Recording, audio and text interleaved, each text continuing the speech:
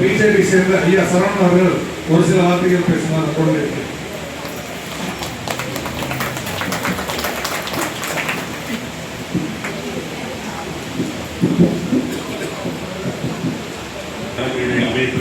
புரட்சித் தலைவர் எடப்பாடியார் அவர்கள் தலைமையிலே மிகப்பெரிய அளவிலே ஏற்பாடு செய்யப்பட்டிருக்கின்ற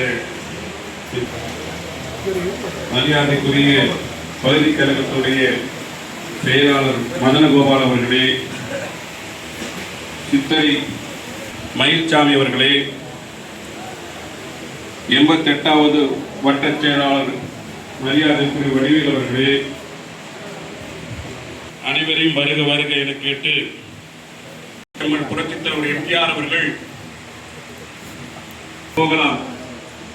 ஆனால் அதே போல நம்முடைய தொகுதி என்பது சட்டமன்ற உறுப்பினராகவோ இல்லை அமைச்சராக இருந்தாலும் இல்லாவிட்டாலும் மக்கள் சேவனாக என்றும் நம்மளோட